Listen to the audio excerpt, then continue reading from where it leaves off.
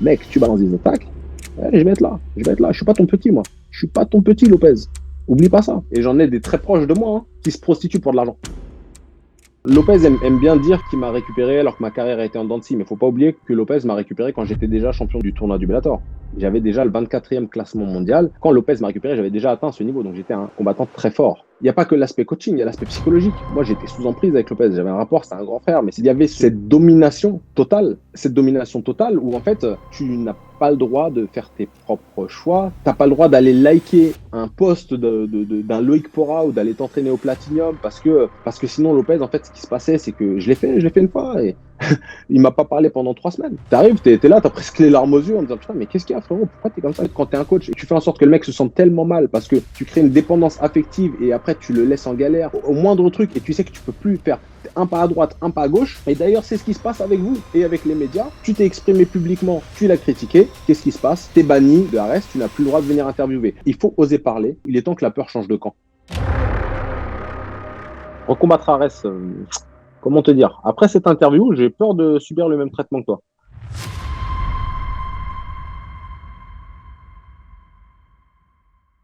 Bonjour à toutes et à tous et bienvenue dans cette nouvelle interview. Aujourd'hui, on a l'honneur d'être en compagnie de Monsieur Karl Amoussou. Karl, comment vas-tu? Salut les gars, ça va super bien. Merci, merci de m'avoir invité. Et aussi en compagnie de, comme d'habitude, Sigma, The Goat MMA Boxing. Sigma, comment vas-tu? Ça va super les gars, toujours un plaisir. Donc, comme je vous l'ai dit, hein, avec Monsieur Karl Amoussou, je vais faire un petit... parce que je sais que les gens, ils aiment pas forcément toujours parler d'eux, ça peut paraître des fois prétentieux, mais faut le dire, et faut parler du palmarès. Donc, Karl Amoussou qui a commencé sa carrière professionnelle en 2006, enchaînant les victoires, passant par le M1, vainqueur du tournoi du Bellator, au Cage Warrior aussi il est passé, plus récemment à Ares. Karl, si j'en ai oublié, est-ce que tu peux préciser un petit peu sur ta carrière pour que les nouveaux fans qui ne te connaissent pas forcément puissent se rendre compte de qui tu es dans le monde du MMA? Bah ouais, non, c'est plutôt bien résumé. Champion du Cage Warriors également. Et puis français, le mieux classé de tous les temps dans la catégorie welterweight avec une 24e place mondiale. Et puis seul français dans la caté à jamais être sorti à pas être sorti du top 100 pendant 6 ou 7 ans, je crois. Voilà. Bah exactement, ouais, exact. C'est bien de le rappeler, hein, parce qu'avec avec l'expansion du MMA, les nouveaux fans, ils peuvent avoir d'autres figures référentes. Mais c'est vrai que pour les anciens fans et ceux qui ont connu le MMA quand il n'était pas forcément mainstream, tu restes une vraie figure. Et comme tu l'as dit, le seul Français à être classé 24e dans la catégorie des welterweight. Donc c'est assez incroyable. Merci. Donc du coup, aujourd'hui, c'est l'interview. Karl Amoussou sort du silence. Comme vous avez pu le voir, il n'est pas revenu sur de nombreuses polémiques, il n'est pas revenu par rapport à ton combat, ou même tu n'as pas forcément donné d'interview par rapport à tes prochaines échéances ou tes échéances passées, que ce soit dans tes camps d'entraînement ou quoi que ce soit. Et donc on va revenir sur tout ça dans cette interview. Mais avant ça, j'aimerais parler avec toi un petit peu de tout. Donc on a parlé de ta carrière, mais ta carrière, elle a été façonnée. Donc t'es forcément rentré en contact avec certaines personnes, et Mhm. notamment avec une personne qu'on connaît en commun, Guillaume Pelletier. Est-ce que tu peux nous parler, toi, un petit peu de ta rencontre avec le manager, le fondateur de la Bulgarian Top Team? Ok. Alors la rencontre, je m'en souviens pas exactement pour être tout à fait honnête. Je me souviens pas de la première fois que j'ai rencontré Guillaume, mais la première fois que j'ai vu quelque chose sur Guillaume, je dis ouh lui c'est un bonhomme parce qu'il avait mis une photo sur. En fait, il y a un mec que je connaissais pas, enfin, qui s'appelait qui s'appelait Guillaume Pelletier du coup, qui poste une photo sur Facebook avec tout le toutes les têtes du MMA français, donc les gens vraiment connus, assez influents qui étaient à l'époque vraiment, qui œuvraient pour la légalisation du MMA. Donc il y avait Cyril Diabaté, il y avait Lopez, il y avait Bertrand Mossou, il y avait, je sais plus, peut-être Loïc Pora. En tout cas, des anciens. Et Guillaume m'avait mis quelle belle photo de famille. Et je sais qu'un tel a parlé sur un tel, puis l'autre a parlé sur l'autre. Enfin, tout le monde avait parlé sur tout le monde dans cette photo, en fait. Et c'était des dossiers qui étaient connus. Et j'avais vu Guillaume et j'ai dit, putain, le mec, il a osé quand même, il a osé balancer ça comme ça, sans pression. Et j'avais trouvé ça, moi j'aime bien l'audace et j'avais trouvé ça assez fort. Voilà, et puis après, je ne sais plus exactement comment ça a démarré, cette collab avec Guillaume, et c'est toujours hyper bien passé. Il a apporté beaucoup à ma carrière. Et puis ouais, je suis content de la terminer avec lui en tout cas. Ça, c'est vraiment, vraiment cool. Donc c'est vraiment d'abord sur le relationnel et sur l'audace que vous avez accroché. C'était pas forcément sur d'autres aspects, c'était vraiment Ouais, non, directement sur ça. on a accroché sur le relationnel. Lui, il m'aimait bien en tant que combattant. Il m'aimait bien, il me détestait en tant que combattant et il m'aimait bien à la fois parce que il n'aimait pas tout ce côté très agressif que je pouvais dégager. Mais il aimait le combattant. Il aimait le combattant, il aimait la fougue. Voilà. Et donc, on se connaissait comme ça. Enfin, on a appris à se connaître comme ça, puis on s'est rapidement liés d'amitié. Ok, ok. Bah, c'est bien qu'on parle de la Bulgarian Top Team. Pour faire un petit parallèle, une petite transition, on sait qu'Abdul était précédemment aussi à la Bulgarian Top Team. Et vous vous êtes rencontrés lors de la RES 7 en juin dernier. Est-ce que tu Mhm. peux nous parler un petit peu de comment ça s'est fait, en sachant que bah, vous avez été dans la même écurie de management. Là, vous vous retrouvez à vous affronter pour la ceinture d'Ares. Est-ce que tu peux nous raconter un petit peu comment tout ça s'est fait? Bien sûr, bah, l'histoire avec Abdul, elle est assez intéressante et puis et particulière, j'ai envie de dire. Parce qu'Abdul, c'est un tueur, hein. Abdul, il m'a. On était au camp d'entraînement ensemble en Bulgarie. Moi, je revenais d'une rupture du tendon d'Achille, donc j'étais totalement hors de forme. Mais quand je dis hors de forme, c'est vraiment hors de forme. Je me suis pété les deux tendons d'Achille. Et là, c'était le premier. C'était le premier qui venait de se rompre. J'étais un peu en reprise d'entraînement et Abdul m'a roulé dessus. J'ai pas honte de le dire, hein. Si j'avais été dans la forme de ma vie, ça aurait certainement été la même chose. Donc, c'est pas pour ça que je dis que j'étais en reprise d'entraînement, mais effectivement, j'étais en reprise d'entraînement et c'était très compliqué. Pour moi, j'ai vu que c'était compliqué. Vraiment, Abdul, c'est une galère. De toute façon, on l'a vu plus tard dans le combat, malheureusement pour Non, moi. c'est clair. Euh, Même pas forcément que à ton combat. On l'a vu même Bien après. sûr. Parce que je vois beaucoup de gens critiquer Carla Moussou. En fait, c'est comme on vient à ce qu'on disait au tout début. Ceux qui te connaissent que à travers tes deux derniers combats, pardon, ils peuvent se dire oui, Carla Moussou ceci, Carla Moussou cela. Alors que les gars, allez voir le palmarès. Et comme il vous l'a dit, c'était le Français le mieux classé. Et quand on voit face à qui il a perdu, C'est franchement, ça. c'est pas honteux, hein. Et je vois beaucoup de commentaires. C'est pas, Non, puis les gars, j'ai c'est 37 ans, pas. j'ai 37 ans, j'ai 17 ans de carrière pro. Ouais, enfin, j'ai même pas besoin de dire ce que j'ai fait, mais 17 ans que je suis dans le game et que je performe encore au plus haut niveau, parce que c'est pas parce qu'il y a des défaites qu'il n'y a pas performance au plus haut niveau, parce que bah, malgré tout, je suis encore dans le top français, probablement dans le top 5, j'imagine, ou au moins dans le top 10. Enfin, le top 10, c'est absolument certain. J'étais encore numéro 2 il n'y a pas longtemps.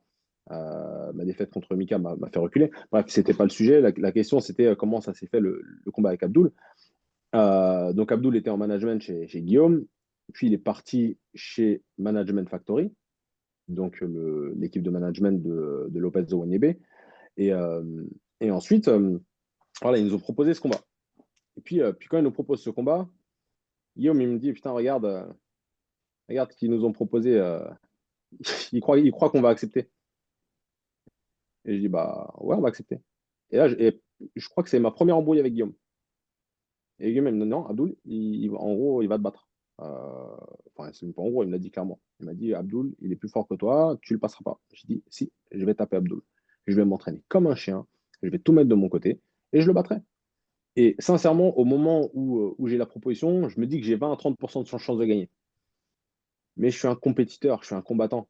Et tu parlais justement des critiques potentielles que peuvent émettre les gens. Justement, il faut respecter cet esprit de samouraï, de guerrier, de mec qui sait qu'il va presque qu'il va à la mort, mais il y va, et il y va, et il y va avec la tête haute, et il dit, je vais tout donner dans la cage. Je vais tout donner, et s'il faut que... L'état d'esprit, c'est ça, c'est s'il faut que je meure dans la cage, parce que le combat, il est dur, je veux mourir dans la cage, mais comme un bonhomme. Et l'état d'esprit, c'est ça. J'ai jamais été autant moqué que quand j'ai perdu contre Ben Askren. Je ne pense pas. Ben Askren, donc pour rappel, Ben Askren 2013, pour le titre du Bellator, Ben Askren est classé numéro 7 mondial. Je suis classé numéro 24 mondial. On est en welterweight, hein. On est en welterweight. Donc les classements, c'est quelque chose. Je me suis fait rouler dessus pendant 3 rounds, mais il n'y a aucun moment, j'ai baissé la tête. Tout le temps, j'ai fait face. J'ai refusé d'abandonner, de perdre sur TKO, de trucs comme ça. Et les mecs, en fait, ils se foutent de ta gueule, ils disent ouais, tu t'es fait rouler dessus. Mais au contraire, on devrait dire le mec, c'est un bonhomme. Moi, je ne pense pas qu'il y ait un Français qui ait fait un combat où il a autant ramassé que moi dans ce combat-là. On peut regarder les archives, je ne pense pas qu'il y en ait. Il y en a peut-être, mais ce que j'ai pris, c'est vraiment rare. Bref, Abdul, donc on nous propose le combat, et puis Guillaume, il dit ouais. les mecs, ils pensent vraiment qu'on va accepter. Je dis, bah ouais, en fait, on va accepter. Il me dit, non, c'est hors de question, on n'accepte pas. Je dis, si, moi, mon but, c'est pas d'avoir des combats faciles, de finir ma carrière avec une série de 7 victoires et qu'on dise, ouais, Carla Moussou, en fait, ouais, il a eu que des victoires faciles dans sa carrière. Non, non, je vais aller chercher le mec qui est le plus fort. Et ça me plaît. Et effectivement, j'ai dit dans une interview, pareil, c'était repris, un peu moqué. Ouais, Abdul m'excite. Bah ouais, il m'excite de ouf. Ça m'excite, ça me stimule. La force, les mecs qui sont forts, je veux les affronter et je veux les combattre et les battre. Ou pas. Mais le combat, c'est ça. Le combat, moi, c'est pour ça que je combat. Je combat pour être le meilleur. Être numéro 5, numéro 6, ça ne m'intéresse pas. Donc, je vais me confronter au numéro 1 mondial. Peu importe, numéro 1 français ou mondial d'ailleurs, si l'occasion m'en est donnée. Euh, et puis, et en fait, ce qui est très intéressant dans les échanges, et c'est là que je me dis, mais les mecs, ils nous prennent vraiment pour des cons. Sarfati, donc l'associé de Lopez, enfin, je ne sais pas quel est son statut exact, il envoie un message à Guillaume en disant, ouais, Guillaume, le message, il me l'a envoyé. De toute façon, on sait très bien que Karl va battre Abdul par TKO au premier round, etc. Donc, vous avez tout à gagner dans ce combat. Et je dis, mais les mecs, ils nous prennent pour des cons à ce point. Et en fait, tu dis, mais les gars, arrêtez de nous prendre pour des lapins de 6 semaines. On sait très bien qu'Abdul est largement favori. On sait très bien qu'il est sur la pente, enfin, qu'il est dans une ascension incroyable. Et vous êtes là en train de me dire, ouais, mais on sait très bien que Karl il va taper Abdul facile au premier round. En plus de ça, c'est ton propre gars. Donc, en fait, t'enverrais ton gars à l'abattoir contre moi en pensant qu'il va s'éclater. Non, on sait très bien que moi, j'étais le ticket d'entrée d'Abdul à l'UFC. Ou pas d'ailleurs, parce que ça ne s'est pas passé. Peut-être qu'il y sera aujourd'hui, hein, au moment où je parle. Et je lui souhaite parce qu'il mérite. Mais encore une fois, ce n'est pas la question. En fait, on pense que je suis con et que je vais dire, ah ouais, trop bien, ça va être une victoire facile. Non, je savais que c'était une galère. Et c'est pour ça que je me suis entouré comme ça. J'ai fait le camp d'entraînement de ma vie. En ayant conscience que depuis que je suis parti du Factory, j'ai pas de coach de MMA. Ça fait 5 ans que j'ai pas de coach de MMA et que mes coachs sont Christophe Rim, mon coach de boxe anglaise, voilà, Anthony Perez, le gars qui coach l'équipe de MMA avec moi, mais j'ai pas de coach de MMA et, que je me débrouille tout seul avec euh, mes coachs qui me font des game plans. Guillaume Pelletier qui m'a fait un game plan absolument incroyable pour le dernier combat, vraiment, et merci encore à lui pour ça. Mais, et à côté de ça, je travaille. Et donc ceux qui peuvent remettre en question la fin de carrière potentiellement, faut qu'ils réfléchissent. Moi, j'ai un boulot où je travaille 48 heures en 4 jours. Euh, donc voilà, il y a aussi plein de choses comme ça. Donc en tout cas, voilà, c'est comme ça qu'on a accepté le combat. J'ai fait un camp d'entraînement de malade et j'étais prêt. Et j'étais prêt et j'ai perdu parce qu'Abdoul a été meilleur que moi. Aussi simple que ça. Tu as mentionné quelque chose d'intéressant. Tu as dit que tu n'avais pas de coach de MMA. Ça, c'est Mhm. un choix personnel par rapport à justement à ton planning. Ça te faciliterait, ça te rendrait un peu plus flexible ou c'est tout simplement parce que c'est compliqué actuellement d'en trouver un dans ta situation dans laquelle tu es actuellement travaillé, l'enfant, les Non, enfants, j'ai les pas de entraînements? coach. J'ai pas de coach parce que c'est moi le coach de l'équipe. Moi, je coach les pros chez Strike Academy à Genève. J'étais parti pour un projet euh, comment dire, qui s'est pas terminé comme je l'aurais souhaité. Donc j'ai changé d'équipe. Et puis ça fait 5 ans que je suis coach, enfin 5 ans, non, 4 ans peut-être maintenant que je suis coach de l'équipe Strike Academy. Donc j'ai mes athlètes, donc, Kevin Ruard, Michael Dubois, là, qu'on a vu contre Sofiane Oudina le week-end dernier au MMA-GP.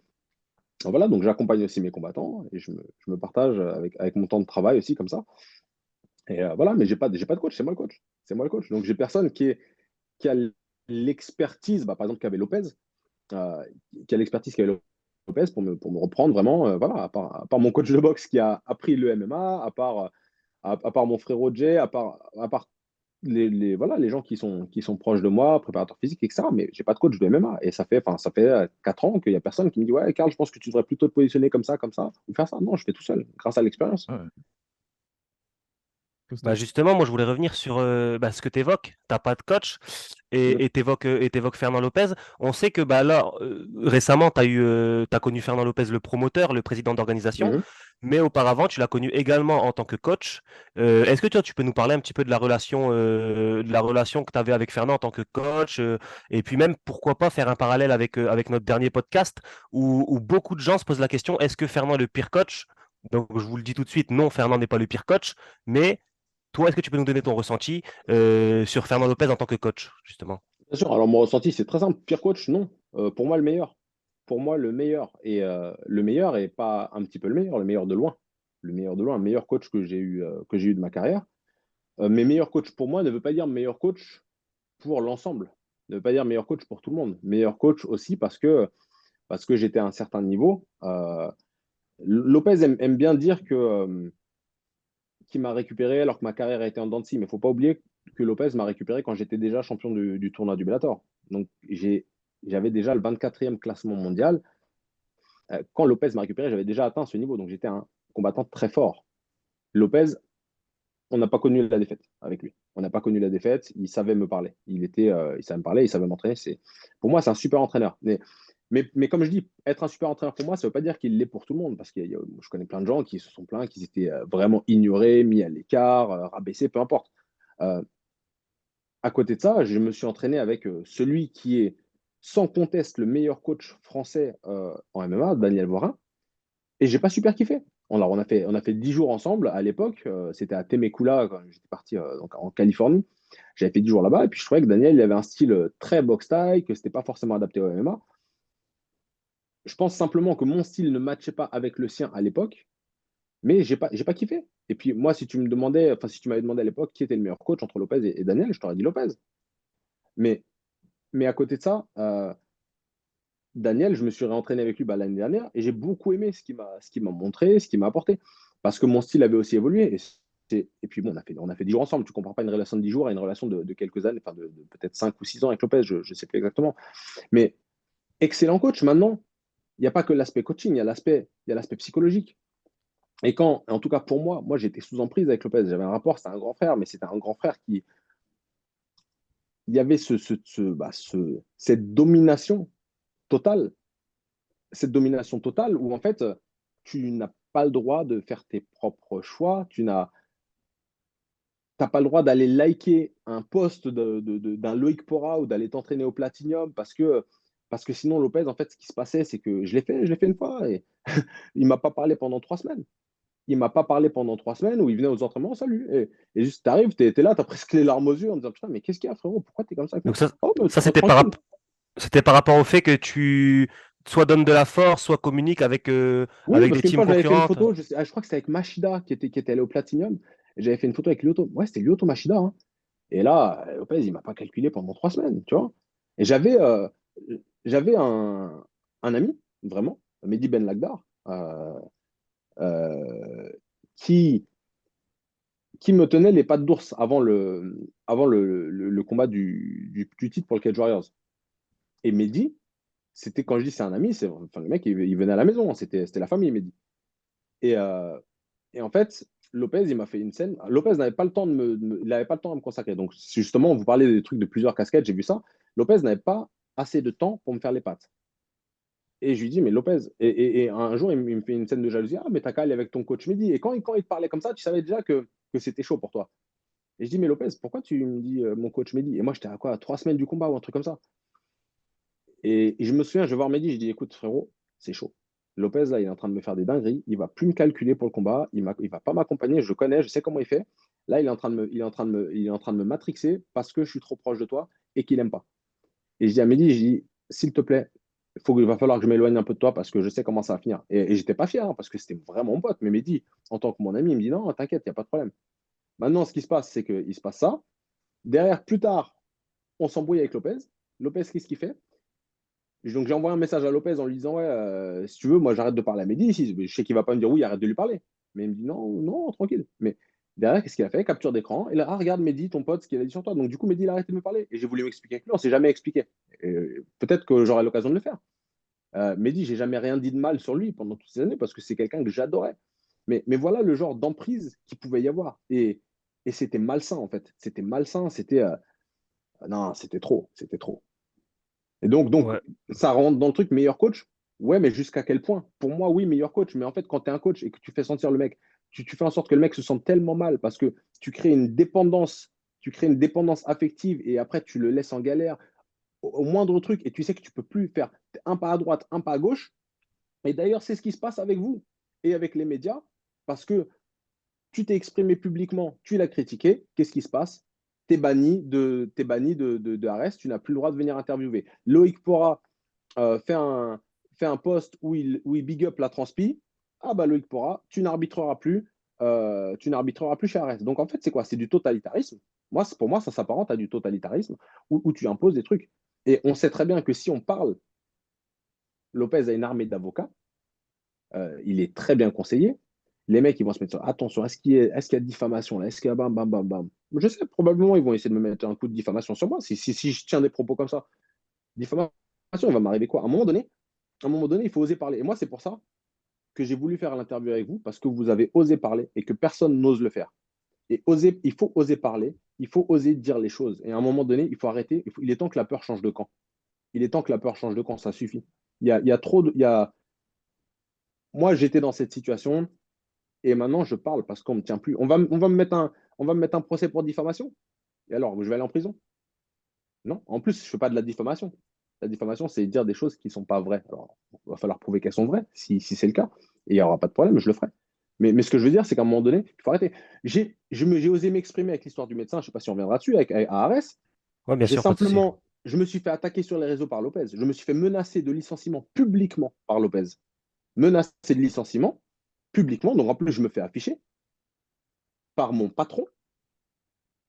Et derrière, je me fais menacer. Derrière, je m'exprime, je fais une vidéo, je m'exprime. Et à cause de ça, à cause de ça, il me menace en fait de licenciement parce que j'ai osé contredire une réaction. Pareil, mon frère aîné, Bertrand Moussou, ça fait 5 ans qu'on ne se parle plus. Ok, pour des raisons qui nous regardent. Mais ce n'est pas quelque chose qui me fait plaisir, c'est quelque chose de dur. Voilà. Lopez le sait. Lopez est venu chez moi, je te raconterai un truc après. Bref, il sait que je parle plus à mon frère. Et mon frère, après ma défaite contre Abdoul, il se fend d'un post sur Facebook pour bien m'enterrer. Parce que comme il a envie de se venger, il m'enterre. Il dit oui, de toute façon, c'est inacceptable d'aller même parler à un médecin. Il n'a rien à dire. Lopez, derrière, fait une interview en disant, vous voyez, alors qu'il sait que Lopez déteste mon frère, les deux, ils se détestent, mais ils font semblant. Et il dit, oui, en fait, vous vous rendez compte, c'est son frère qui a parlé, c'est pas son cousin ou quelqu'un d'aimé, son propre frère vient le contredire. Sauf que il va pas dire oui, ils se parlent plus, ils ont des mauvais rapports. Donc les gens, ils entendent seulement le frère de Karl a parlé contre Karl, etc. C'est vraiment que le mec, c'est une pourriture en fait. Et non, parce que la vraie histoire, c'est pas ça. Et la vraie histoire, il la connaît, et il s'en sert de cette façon-là. Bah, tu vois, c'est bien de le préciser parce que moi, je savais pas que. Non plus. euh, pour moi, c'est un argument. Je me disais, ouais, c'est vrai. Enfin, moi, je faisais pas de constat, hein, mais je me disais, c'est Mhm. vrai que si même son frère vient et Bien les gens peuvent sûr. se dire ça, quoi. Mais je savais pas que tu étais en conflit Mais parce avec. qu'il faut très bien choisir les trucs. En fait, il s'agit de bien choisir. Lopez est venu à Genève il y a peut-être 2 ans et demi, un truc comme ça à peu près.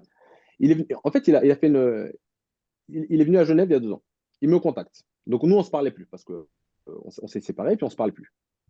Au moment où il vient, il m'envoie un message et il me dit frérot, j'ai les messages, hein. Moi, sauf que moi, je ne joue pas au jeu de montrer les captures d'écran. Ça ne se fait pas, c'est interdit déjà. Et puis, j'ai pas que ça, j'ai pas que ça à faire. Donc, ouais, frérot, je suis à Genève. Je ne peux pas être à Genève et, euh, et ne pas te contacter. Est-ce que ça te dit qu'on aille boire un verre?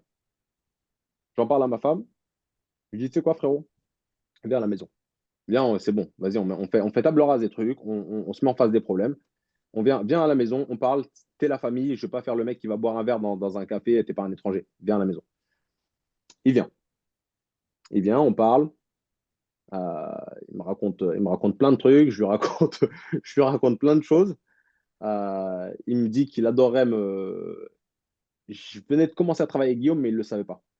Il me dit qu'il adorerait me revoir, que le MMA Factory, c'est la maison, etc. Que je viens quand je veux. On fait une photo ensemble, il la poste, je la reposte. Voilà, ça se finit comme ça. 6 mois plus tard, je suis en, je suis en vacances. 6 mois plus tard, je suis en vacances. Ah non, donc je lui envoie un message, je sais pas, 10 jours après, je montais à Paris justement. Je dis, hey, Lopez, je suis à Paris, il y a moyen que je vienne m'entraîner? Il me dit, ah, tu sais, je suis un peu gêné, mais quand j'ai montré la photo, enfin, quand les gens ont vu la photo, ils ont tous pété les plombs parce qu'ils t'en voulaient, etc., pour tout ce que tu leur as fait. Genre, je sais pas ce que je leur ai fait, hein, mais vu comment il a monté les gens contre moi et qu'il m'a monté contre des gens en leur racontant des conneries. Donc, en fait, à ce moment-là, il me dit, c'est pas possible. Je lui dis, tu sais quoi, Lopez, vas-y. Je dis, c'est quoi? Je lui laisse un audio. Je lui laisse l'audio. Je dis, Lopez, je te laisse un audio pour que tu entendes ma voix. Je parlais comme ça. Je dis, pour que tu vois que je suis même pas énervé. Mais je dis, vas-y, viens, on arrête, s'il te plaît. Viens, on arrête. C'est bon, arrête le cinéma. Euh, c'est bon, on arrête là, on ne se parle plus, on a des rapports cordiaux, bonjour, au revoir, fin de l'histoire. Voilà. 6 mois plus tard, je suis à Dubaï et je rencontre un combattant du Factory qui me dit: Ah ouais, Lopez, il nous a dit que tu avais voulu venir à la salle, mais qu'il t'a mis un stop. Ouais, c'est vrai. Mais en fait, l'histoire, c'est pas ça. C'est qu'il leur a raconté que j'ai vu qu'il était à Genève dans sa story, alors que je ne le suis pas sur les réseaux, et que je l'ai invité à la maison. Donc l'histoire, c'est pas ça. Et en fait, il y a beaucoup de vérité dans ce qu'il dit, sauf que la façon dont c'est amené, c'est plus la même chose. C'est toi qui m'as contacté pour venir. Et tu dis aux gens que moi, je t'ai contacté pour venir, que je t'ai supplié de rejoindre l'équipe et que tu t'es fait un plaisir de me dire non, c'est pas vrai. C'est un mensonge total. Je n'ai jamais demandé à revenir au MMA Factory. Je suis en Suisse, je suis super bien là-bas. J'ai jamais voulu revenir. Oui, j'ai demandé à venir une fois après qu'il m'ait fait l'offre en me disant t'es chez toi à la maison au Factory. Ouais, bah c'est bien de revenir, revenir sur ça et puis que tu donnes aussi ton point de vue pour que l'audience elle soit au courant. Et bah, comme tu l'as évoqué tout à l'heure, j'aimerais revenir un petit peu sur l'épisode avec le médecin à Arès. Je sais que tu as mis en ligne une vidéo d'une dizaine de minutes sur ton Mhm. Instagram.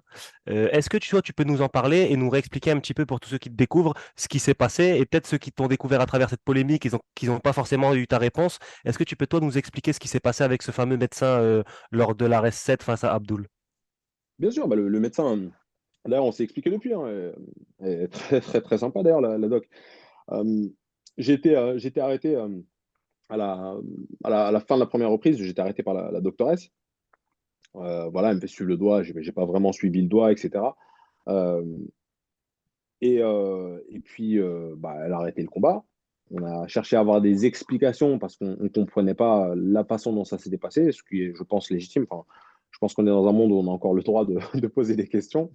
Et, euh, et le ton est monté très légèrement, mais vraiment très légèrement. Et d'ailleurs, il y a la transpi qui avait mis des extraits. Donc, grâce à la transpi, on a aussi pu voir qu'on n'a pas menacé la médecin. Et puis, bah, Lopez a dit publiquement, encore une fois, que mon équipe avait menacé le médecin. Et ça, c'est grave, c'est des accusations, enfin, c'est grave. En plus, menacer quelqu'un, c'est pas trop dans mes habitudes. Menacer une femme, encore moins. Euh, D'autres le font, moi, c'est pas mon truc. Et en fait, c'est très grave de faire ce genre d'accusation. C'est très grave de faire ce genre d'accusation parce que moi, je respecte la hiérarchie de façon générale, je respecte le corps médical. Et puis après, voilà, moi, j'ai fait une vidéo pour me défendre par rapport à ça. Et puis, ça a été complètement sorti de son contexte. Et c'est suite à ça que j'ai fait un droit de réponse parce que je me faisais attaquer dans tous les sens. Et justement, ce droit de réponse, il a pu susciter de nombreuses réactions, notamment celle bah, du principal concerné, entre guillemets, au-delà du médecin, c'est Fernand Lopez. J'ai cru entendre que tu avais reçu des menaces de licenciement, etc. Enfin, est-ce que toi, tu peux nous en parler de ça? Ah ouais, non, c'est pas ta entendre. Il y a eu des menaces écrites sur mon Facebook, c'est-à-dire que lui, en son propre nom, il est venu me menacer. Et moi, j'ai fait la vidéo, puisque lui est venu en disant que je me faisais attaquer comme ça publiquement par Fernand Lopez. Et, et qu'en fait, je me fais attaquer en tant que sa qualité de personne ou en tant que sa qualité de président de Ares. Donc, j'ai dit, moi, je fais une réponse à Lopez. Je fais pas une réponse au patron de mon organisation. Donc, en fait, il a aucun droit de me licencier. D'ailleurs, il m'a pas licencié. Hein.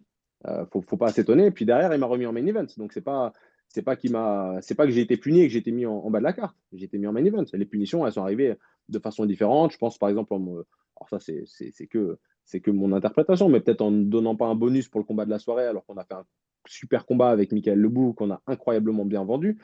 Euh, Ça, encore une fois, c'est que c'est que la spéculation. Je peux pas l'affirmer, mais voilà, je pense que ce genre de choses sont arrivées comme ça. Ouais. Est-ce que tu penses que ce genre d'antécédent, justement, ça peut compliquer la relation professionnelle? Parce que, comme tu l'as dit, toi, encore une fois, aujourd'hui, tu vas encore très, très bien, malgré le stade de ta carrière en France, au RS. C'est les chiffres Mhm. qui parlent.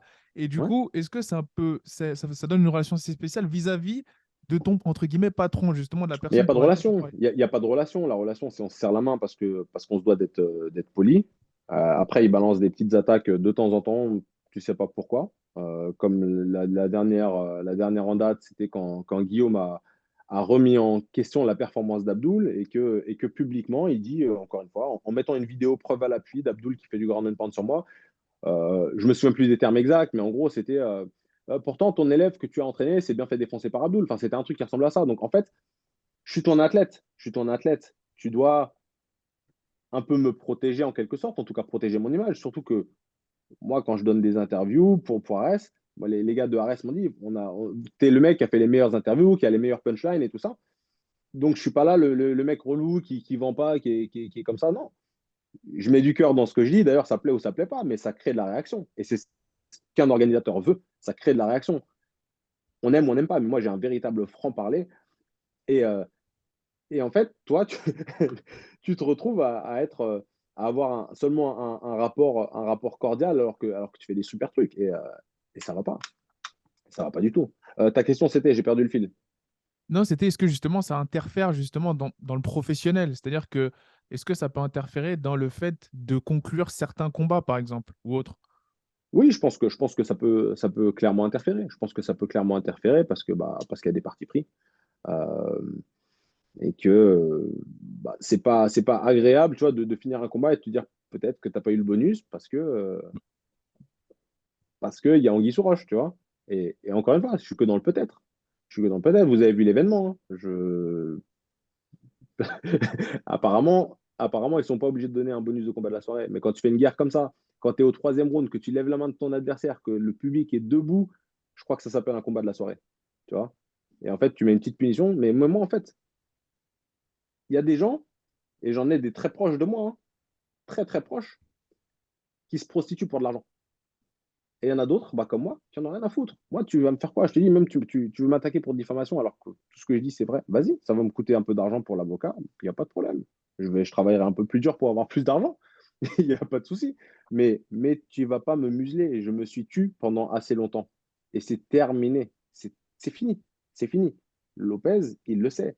Pendant longtemps, il m'a tenu. Moi, je ne suis pas quelqu'un qui parle. J'ai jamais critiqué Lopez publiquement jusqu'à ce qu'il m'attaque parce qu'il y avait comme un genre de drapeau blanc virtuel entre nous.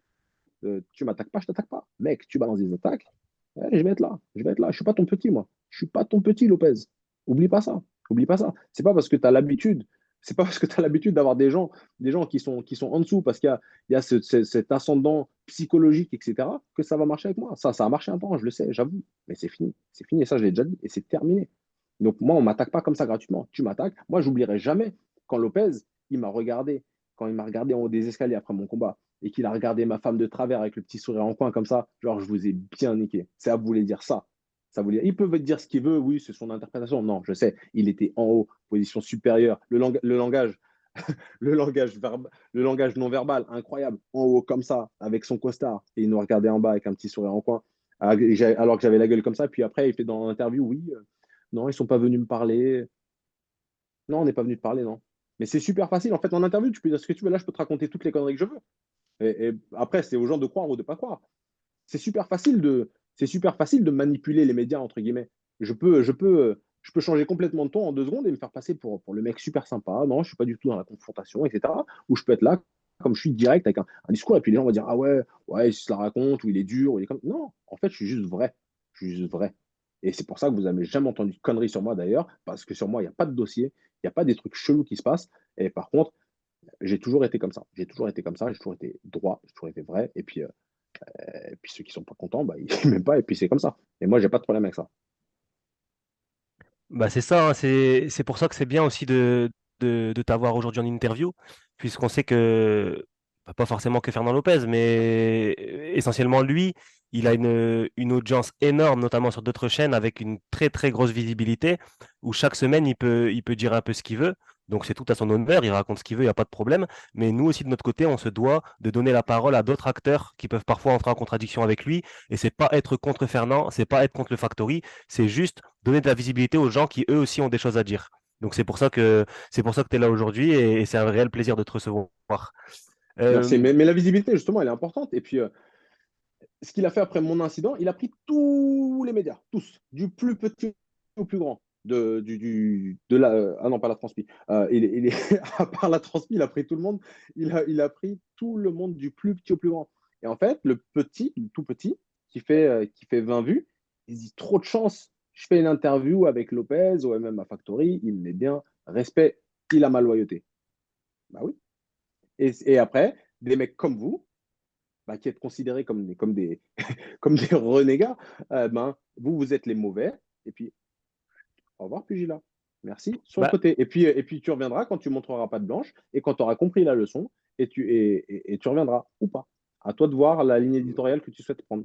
c'est ça, et je veux revenir sur ça aussi, c'est que faut pas s'y tromper, c'est que nous, effectivement, Arest nous a apporté parce qu'on a fait des Bien interviews, sûr, mais il faut pas oublier qu'on leur a apporté parce que les vues qu'on fait, c'est par notre travail. Alors certes, des fois, on a des grosses personnalités comme Carla Moussou, comme Abdul, comme beaucoup de personnes qui nous rapportent des vues, mais on se déplace, on nous paye pas le déplacement, on nous paye pas l'hôtel. Moi, je viens de Lille, Lille et je vais mhm, jusqu'à Paris à chaque fois, donc je pense que j'y perds beaucoup plus que j'y gagne. Mais je le fais parce que je veux apporter du contenu et c'est ma passion. Donc, quand il faut. Parce que là, pendant 10 éditions en conférence de presse, il n'y avait pas trop de polémiques ou alors pas des polémiques qui pouvaient être judicieuses à souligner, bah forcément, j'ai pas parlé. Donc, je continue à être invité, mais par contre, là, j'ai posé une question et on va revenir sur la performance de Cyril Gann, si tu le veux bien, Karl, avec bien sûr, toi. volontiers. Euh, j'ai posé une question sur son rôle de. Est-ce que son rôle de coach a été. Enfin, il a eu un bon rôle et il a été efficace en tant que coach pour Cyril Gann. Et ben là, j'ai reçu directement un message et je tiens à le préciser. J'ai posé la question à l'attaché de presse. J'ai dit, est-ce que c'est Fernand qui t'a demandé de me bannir? L'attaché de presse m'a répondu, non, ce n'est pas Fernand. Donc ça, il faut quand même le dire. Mais elle m'a dit, pour l'instant, entre guillemets, tu es suspendu. Bon, à croire qu'on est en Champions League. Tu crois que c'est qui? C'est pas Fernand, c'est qui te bannit? Je sais pas, moi, je te Ah. vais juste à rajouter ce bémol et juste dire quand Elle même, va, bah elle moi, va, elle va pas t'écrire, elle va pas t'écrire sur un WhatsApp. Oui, c'est Fernand qui t'a banni, effectivement. je sais pas, le bénéfice du doute, mais en tout cas, moi, Voilà. je tiens quand même à pas plonger les gens sous l'eau. Je tiens quand même à le dire. Moi, on m'a dit que c'était pas Fernand. Bon, après, peut-être que c'est lui, j'en sais rien. Ça va pas Mm. me changer ma vie. Mais on m'a dit, entre guillemets, quand tu changeras, non pas entre guillemets, on m'a dit ça mot pour mot, quand tu changeras ta ligne éditoriale, tu reviendras. Donc, Non, mais moi tu vois, c'est exactement ce que je te dis. voilà, C'est et exactement c'est ça. ça. C'est ça. Donc, moi, en tout cas, je compte pas la changer. Par Ça contre, veut dire, ça veut si, dire soumets-toi et reviens. Ou sinon, reste si, dehors. s'il y a du bon, avec plaisir, je dirais qu'il y a du bon. S'il y a du mauvais, avec plaisir, je dirais qu'il y a du mauvais. Donc, dans tous les cas, Mhm. ça ne va pas changer et ce sera comme ça ad vitam aeternam. Quitte à ne plus aller à Arès, hein, il y a pas qu'à Arès dans la vie. Et Hein. Arès, et il faut le dire aussi, Arès fait un putain de bon travail. Arès, c'est Oui, bah, génial. On a de la chance, les gars, d'avoir Arès en France. Vraiment, bravo. Et là, je dis bravo à Lopez et à son équipe. Ils ont fait un travail incroyable. Donc, moi, mon but, c'est pas de régler des comptes ici. Hein. C'est clairement pas de régler des comptes, mais juste de dire la vérité. Et la vérité, c'est que Arès, c'est de la bombe et qu'on n'a jamais eu ça en France. C'est vraiment un petit UFC et travail incroyable. moi, je kiffe aller au Arès. Il faut rendre à César ce qui appartient à César. Et puis, comme Ouais, Carla bien sûr. Moussou l'a souligné, ouais, comme Karl l'a souligné, bah, c'est une organisation de fou. Pour moi, la meilleure en France. Et même peut-être en Europe, pas loin. Ça commence à arriver fort. Et puis voilà, il faut savoir reconnaître les bonnes choses aussi. Donc c'est pour ça que je le dis. Euh, Est-ce que vous avez quelque chose à rajouter par rapport à ça ou on peut enchaîner? Ouais, on peut Euh, enchaîner. Hein. non, non, on peut Enfin, en tout cas enchaîner. pour Après, moi, ça ouais. se déroule bien. Enfin, je veux dire, tout ce qui est expérience Arrest combattant, voilà, enfin, moi, personnellement, j'ai jamais eu de problème en tant que média. Jamais eu de problème. J'ai pas vu de combat. À chaque fois que j'ai interviewé des fighters là-bas, c'était extrêmement bien traité. Donc voilà, je pense que c'est vraiment en termes relationnels vis-à-vis de certaines personnes qui peuvent avoir certains soucis. Mais sinon, je pense qu'on peut continuer. Et si je peux me permettre, peut-être voir là, parce que là, on a parlé de tout ce qui s'était passé, de que maintenant tu combats au RS, etc. Comment est-ce que tu en es venu justement? Qu'est-ce qui s'est passé? Pourquoi tu as quitté le MMA Factory qui aujourd'hui est un des gyms bah, qui est, on va dire, parmi les leaders, certains pourraient en débattre, mais parmi les leaders sportifs, on voit ce qui se passe Bien sûr, bien sûr. où ils ramènent leurs athlètes en termes de marketing, d'image. Qu'est-ce qui s'est passé? Pourquoi on t'a plus vu? Moi, je parle d'un œil extérieur, on t'a plus vu là-bas. Bah, parce que j'ai changé de pays, tout simplement. Parce que j'ai eu une super opportunité pour aller en Suisse, bah, qui m'a changé la vie, clairement, qui m'a changé la vie. Et je suis heureux d'avoir osé prendre cette décision et d'avoir osé prendre mon envol. Et justement, bah, ça, c'était un problème pour Lopez. Lopez, j'avais vraiment un rapport fraternel avec. Hein. C'est pas les ouais, tout le monde s'appelle frérot et trucs. Non, Lopez, c'était mon frère, vraiment. C'est quelqu'un que j'aimais comme un grand frère. Euh, et 10 jours avant que j'ai cette opportunité, Il m'a dit, bon, écoute, on va signer un contrat de management. Mais pourquoi, Lopez? On a toujours fonctionné sans contrat. Moi, je suis toujours, moi, j'étais payé le jour même. Il y avait un transfert sur le compte de Lopez. J'ai jamais, moi, je suis le mec le plus réglo du monde avec la thune. Euh, Vraiment. Donc, j'ai jamais. Donc, moi, j'ai dit, bon, écoute, si tu veux, on signe, mais pourquoi faire ça? Il me dit, non, mais t'inquiète pas, de toute façon, tu sais, moi, je te retiendrai jamais. Si tu veux partir, tu pars, etc. Je vais jamais te retenir. Je dis, bon, ok, vas-y, hein. Et puis, 10 jours après, j'ai cette opportunité. On était sur une série de 7 victoires. Ça faisait déjà peut-être 3 combats qu'à chaque fois, il me disait, non, là, c'est bon, si tu gagnes, on va à l'UFC, c'est sûr. Euh, euh, des discussions avec le Cage Warriors, etc. C'est sûr, c'est sûr, c'est sûr. Et en fait, bah, c'est jamais arrivé. Et puis moi, je commençais à sérieusement m'impatienter. On a eu l'épisode avec Michael Lebou où justement ça discutait du sentiment d'injustice. Alors, Mika à l'époque, et bon, je pense que ça rentrait aussi un peu dans la discussion pour le buzz du combat et pour m'atteindre un peu mentalement. Il disait que j'étais jaloux, mais c'était pas de la jalousie. J'étais au bout de ma life. Mika, il avait signé, il était 180 ou 170 ou 180 mondial. Moi, j'étais 50. Je signais pas. Il signe dans ma catégorie. Et je lui ai dit, attends, mais il faut que je fasse quoi? Tu veux que je fasse quoi en fait pour signer à l'UFC? J'ai 7 victoires, 4 soumissions, 3 KO. En fait, tout au premier round. Tu peux faire comment? Mieux comment? Qu'est-ce que je peux faire de plus? Et puis là, j'ai cette opportunité. Et puis je dis à Lopez, écoute, ça rentre pas, ça marche pas. Demain, je perds un combat. Et j'ai fait tout ça pour rien. Je retourne dans la police où j'ai aucun avantage, etc. À toucher un salaire pas élevé du tout. Et, euh, et juste avec une défaite, en fait, tout s'écroule. Et j'ai dit à Lopez, j'ai l'opportunité de changer ma vie.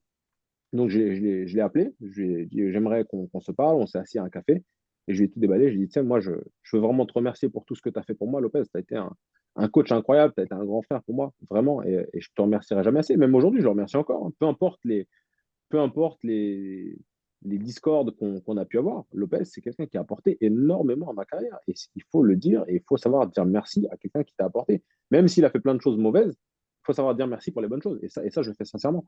Euh, Même dans mon enseignement aujourd'hui en tant que coach, je retransmets beaucoup de choses que j'ai apprises de Lopez.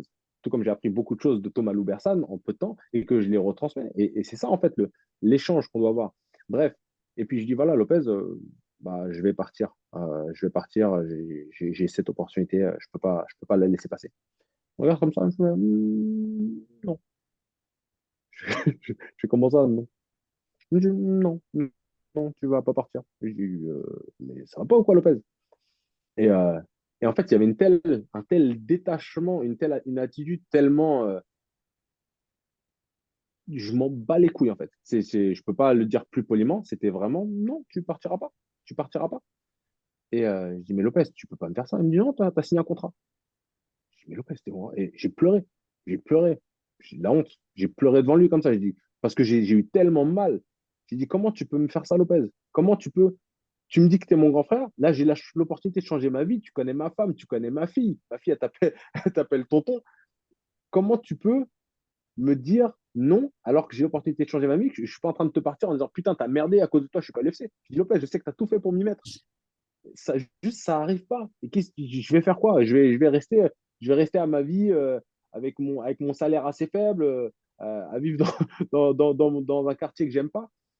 Alors que là, j'ai l'opportunité de tout changer, pas seulement pour moi, mais pour ma femme et ma fille. Non, non. Et là, je dis, ouais, là, j'ai dit, ouais, j'étais au bout de ma vie, je suis rentré, en plus, j'allais bosser après. J'étais, je savais plus quoi faire. Et après, de toute façon, c'était trop tard.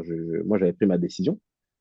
Et, euh, et puis, bon, j'ai appelé son associé Kamel Kalfi à l'époque. Et moi, je parle même pas du Factory, c'était l'époque du Crossfight. C'est l'époque, moi, j'ai connu le Crossfight. Là, non, là, c'était devenu Factory à cette époque-là.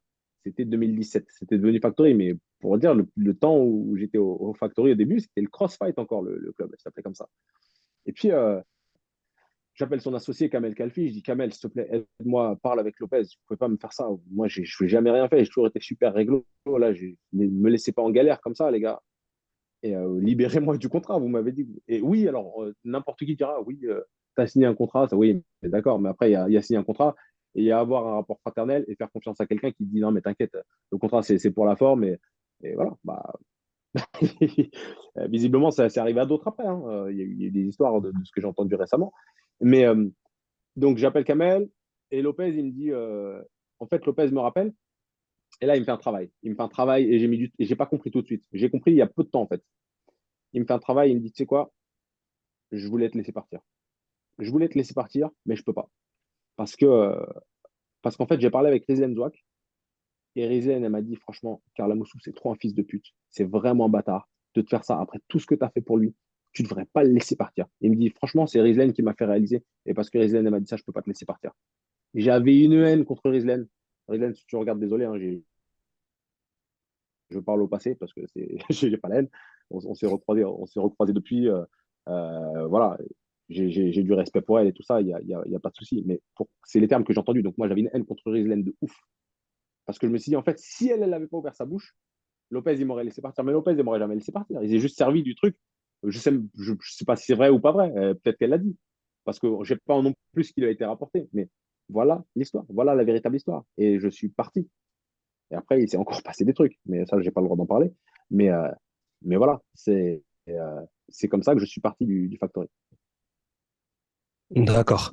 Donc, je pense qu'on a fait un peu le tour sur toute la relation, tout ce qui est entre toi et Fernand Lopez, tous les conflits, mais également les ententes, parce que comme tu l'as précisé, tu considères Fernand comme un bon coach, et faut le dire, Fernand est Excellent coach. Excellent un- coach. c'est Excellent. un excellent coach, c'est un très très bon pédagogue, c'est Excellent un coach. très Pourquoi? très bon manager aussi. Parce qu'il connaît très bien la psychologie. Parce qu'il connaît très bien la psychologie. Il me connaît par cœur. Il me connaît par cœur. Même encore aujourd'hui. Sauf que le petit Karl a grandi et c'est ce côté qu'il ne connaît plus. Et c'est ce côté aujourd'hui qui lui répond.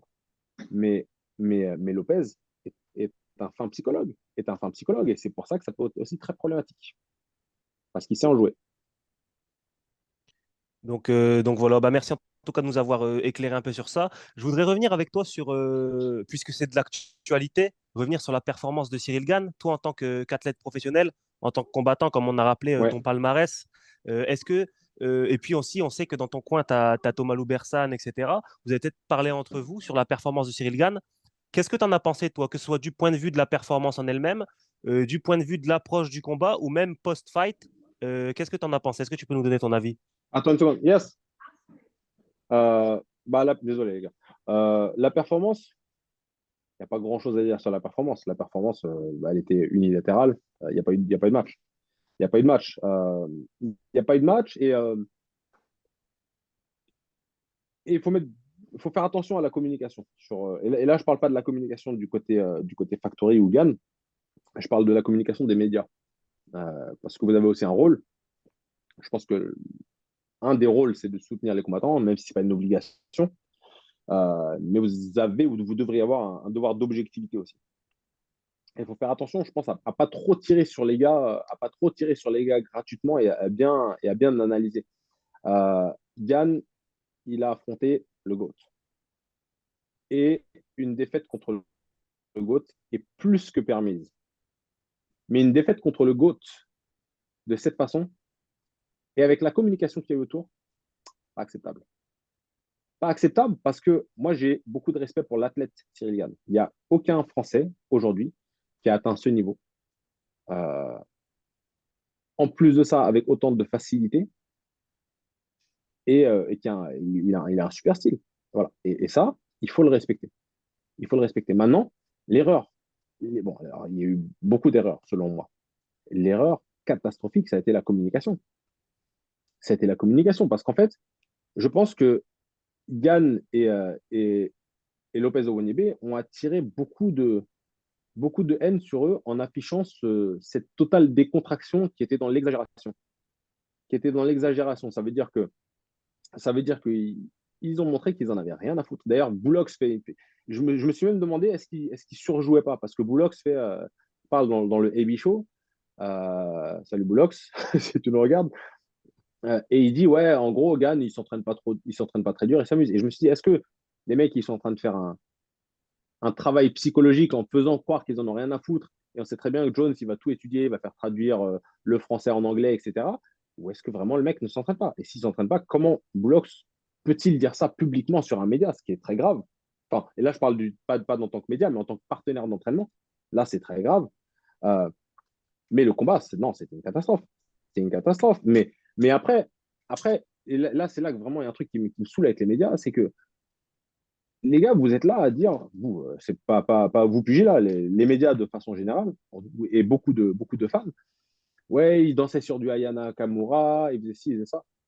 Mais s'il veut faire son entrée, mais ça va, il est entré sur du charisme, mais s'il veut faire son entrée sur la musique de la Reine des Neiges, qu'est-ce que ça peut vous foutre en fait? Si Ouais, non, c'est pas ça qui est lui, vous savez important. pas. Mais non, mais en fait, les gens émettent beaucoup de jugements par rapport à Cyril, mais est-ce que vous connaissez Cyril? Est-ce que vous savez de quoi Cyril a besoin? Est-ce que quand vous voyez Lopez dans le coin, en train de lui dire bon, Cyril, on est en train de perdre parce que la vidéo, elle a tourné de ouf. Mais est-ce que vous savez, est-ce que vous pensez que si, peut-être que si Lopez, il dit à Cyril, Cyril, allez, vas-y, on rentre dedans. Mais il faut peut-être pas parler comme ça, Cyril. Et je pense que Lopez connaît son athlète. Et c'est pour ça, attention, parce que c'est pas ça être un bon ou un mauvais coach. Être un bon coach, c'est pour moi avant tout connaître son athlète. Il y a des athlètes qui vont avoir besoin de prendre 2 baffes dans la gueule avant de monter dans la cage. Et je suis pas en train c'est vrai, vraiment 2 baffes dans la gueule. Il y en a. Euh, Il y en a, il faut les rassurer. Il y en a, il faut leur parler. Il y en a, il faut leur parler de leurs enfants. Il y en a, faut leur chanter faut leur chanter des chansons. J'en sais rien. Yann, il a besoin de danser. Certainement son besoin. Moi, je suis monté au combat avec mon élève Michael Dubois. J'ai pas aimé la dernière fois comment il était sur le combat d'avant. Je l'ai transformé. C'était mon rôle. J'ai fait sortir l'animal en lui. Ça s'est ressenti sur le combat. Et pour moi, le rôle du coach, c'est ça, c'est connaître son athlète. Et en fait, le problème, c'est que les fans, ils sont derrière leur ordinateur, en train de regarder, en train d'émettre des jugements. Pas pour tous les sujets, encore une fois, hein. Attention, faut pas prendre 100% de ce que je dis, mais on ne peut pas être là à critiquer. Oui, hein, je défends Lopez pour le coup, mais on ne peut pas être là à critiquer Lopez d'être un bon ou un mauvais coach parce qu'il dit allez, Cyril, on est en train de perdre le combat. Alors, moi, ça ne marcherait pas sur moi de me parler comme ça. Et là, par contre, où ça pose une interrogation, c'est qu'il fait à peu près la même chose avec Nassour. Donc après, est-ce que c'est une question de coach ou est-ce que c'est une question d'athlète? Mais Là, on ne sait pas. après, si je peux intervenir là-dessus, je pense que d'abord, je Bien vais sûr. intervenir sur le point que tu as évoqué le plus récemment. C'est que je pense que là où les gens lui reprochent d'avoir dit on est en train de perdre le combat, c'est plus dans la stratégie et dans la physionomie du combat, dans le sens où ça faisait potentiellement deux rounds partout. Et les gens, donc c'est vrai que derrière le canapé, enfin derrière la télé, sur le canapé, c'est plus facile, mais ils auraient peut-être préféré voir un Fernand lui dire, parce qu'en vrai, on peut se dire la vérité, si Cyril restait sur Francis, il gagnait le combat, il prenait le dernier round. Et là où Fernand lui dit, alors je sais plus si Fernand lui crie de partir sur la clé de talon ou s'il le fait de manière spontanée, mais c'est là où les gens, à mon avis, ont critiqué le coaching. Mais si Lopez lui dit si Lopez lui dit on est en train de perdre le combat, et peut-être, et très probablement qu'il ne le pense pas, mais il dit ça pour que l'autre, il aille lui arracher la tête dans le dernier round. Parce qu'il y a 2-2, et tu sais qu'à 2-2, ça peut aussi être 3-1 souvent, en fonction de l'arbitre, et que bah, tu n'as pas le choix pour lui arracher la tête. Parce que si c'est 2-2 pour toi, ok, c'est 2-2, mais le juge, il a mis 3-1 lui. Il y a 2 juges qui ont mis 3-1, donc tu perds le combat, effectivement. Peu Mais le importe ta pro- vision, mais après s'il lui a dit de partir sur la clé de talon, énorme erreur de coaching. Énorme erreur de coaching. Tu fais pas ça. le problème, c'est ça. Ouais, C'est une putain d'erreur. Je me souviens plus si c'est lui qui l'a dit ou pas. ouais, Grave moi non erreur de plus, coaching. mais Maintenant, la performance de Gann, parce que c'était la question et j'y ai pas vraiment répondu, de Gann contre Jones, très très mauvaise la performance. Très mauvaise. Euh, Jones n'a jamais gagné un combat aussi facilement. Et effectivement, en fait, toute la communication, en fait, là, regarde, la communication qui est faite, elle est à double tranchant. Mais ce n'est pas des petits tranchants, c'est des sabres laser le truc. Ça veut dire que si tu gagnes, tu passes de simple excellent athlète, tu passes à roi du monde. Tu as le stade de roi ouais. du monde. Pourquoi? Parce que tu as affronté Jones et en plus, tu l'as pris facile. Tu l'as pris en t'entraînant même pas tant que ça. Voilà. Et là derrière, tu vas te faire inviter à l'Elysée, tout ça. Tu vas être le roi du monde. Tu vas être le roi du monde. Ta vie, elle change. Et tu perds, tu te fais assassiner. Et c'est ce qui est en train de se passer. Ils se sont fait assassiner sur les réseaux sociaux. Et derrière, il n'y a même pas un post où. Et je pense que les fans auraient aimé voir ça. Même de Gann qui dit voilà, retour sur ma performance, un petit débrief. Je pense qu'il Parce avait mis, qu'aujourd'hui, il avait mis une malheureusement, story, il avait mis une story où il disait qu'il allait retourner au travail, etc. Mais c'était pas un oui, mais post, je ça, pense que c'est c'était pas un juste en débrief. story. Mais ça Ouais. c'est pas un débrief. Ouais. Les gens aujourd'hui, t'as une puissance incroyable avec un grand following, tu influences des gens. C'est pas, c'est ça être un influenceur, c'est pas les conneries qu'on voit là où on dit maintenant tu es un influenceur parce que j'ai 300 k sur Instagram, ça c'est bidon. Influencer les gens, c'est tu es quelqu'un qui influence les gens parce que tu vas avoir une certaine puissance dans ta parole, par ton attitude, tu vas influencer des gens à être comme toi. Moi-même, j'ai été influencé par Vander Silva quand j'étais gamin. Vander Silva était mon influenceur, tu vois, c'était ça, nos influenceurs à nous à l'ancienne. Mais, mais Cyril, c'est quelqu'un qui influence les gens. Et c'est quoi le message que tu passes quand tu dis en gros que tu t'entraînes pas, que tu t'entraînes que pour les combats, alors que tu as des petits jeunes qui veulent être des champions, ils vont dire, oh, mais en fait, c'est pas si dur. Mais c'est super dur. Quand tu as un Conor McGregor qui se met ses proper 12 là, comme ça et qui se massacre, tu crois que c'est quel genre d'influence sur les jeunes qui ne connaissent pas et qui pensent que tout est facile? C'est très grave, en fait. Et moi, je pense que ça aurait été nécessaire pour lui de peut-être faire un mea culpa, dire, même si dans l'absolu, tu dois rien aux gens, et c'est la vérité. Moi, je suis le premier à dire que je combats pour moi, je combats pour ma famille. Fin de l'histoire. Mais tu as aussi une certaine responsabilité. Et le coach a aussi cette responsabilité. Et surtout quand le coach a joué d'autant de nonchalance à l'approche du combat, en vraiment faisant. C'est bien entendu une communication qui est choisie, c'est pas du hasard. Tout ce qui sort, c'est contrôlé. Crois-moi, je connais, Bien sûr. c'est très contrôlé. Tout ce qui sort, les vidéos, la danse, tout est contrôlé. Ouais. Mais encore une fois, c'était pour faire le mec super. Alors, Gann est certainement très cool, je ne le connais pas. Il est certainement très cool dans la vie de tous les jours. Mais j'ose espérer qu'il s'est entraîné très dur. Je pense qu'il s'est entraîné très dur et qu'ils ont voulu donner l'autre impression. Sauf que, bah, comme je disais, le côté du double tranchant, là, il a été fatal pour eux. Et ça va être compliqué de se relever de ça. Ça a été fatal, mais est-ce que vous ne pensez pas que Fernand, là, il joue un peu le rôle? Et moi, je trouve ça, moi, je trouve ça quand même assez respectable. Il prend quand même pas mal les balles, c'est-à-dire qu'on ne voit pas du tout. Est-ce que vous pensez que c'est au Il détriment? Mais tank. il prend les balles pourquoi? Il prend les balles pourquoi? Est-ce que tu connais un autre coach qui est autant mis en avant que Fernand Lopez? Bah, c'est ce qu'on évoquait tout à Non, l'heure. Je me disais, donne-moi un ouais, nom, non, il n'y en s'il a te plaît. pas, il n'y en a pas, il n'y en a pas, Ah, il n'y en a pas. alors, c'était pas un coach, c'était un manager, c'est Don King. Pour moi, Lopez, Exact. pour moi, Lopez, c'est le Don King du MMA. Il est plus connu que ses athlètes. Tu es coach, mets-toi derrière ton athlète, pousse-le. La lumière, elle n'est pas pour toi. Si tu voulais la lumière, il fallait être un meilleur combattant. La lumière, elle n'est pas pour toi, elle est pour ton Bah, athlète. c'est ce que Francis Ngannou avait soulevé comme sujet. Et c'est ce que récemment, on peut voir des gars comme Romain Molina sur Twitter, Cédric Doumbé, etc., qui relèvent cet aspect, cette volonté d'accaparer toute la lumière que Fernand a potentiellement dans un coin de sa tête. Et c'est ce que beaucoup lui reprochent, hein, d'ailleurs. Mhm. Ouais, ouais, c'est vrai, mais moi je trouve que ça a quand même pour apporter un peu de nuance à tout ça, parce que je vais faire un parallèle avec la récente défaite d'un autre Français sur lequel on a beaucoup d'espoir, c'est Tony Oka.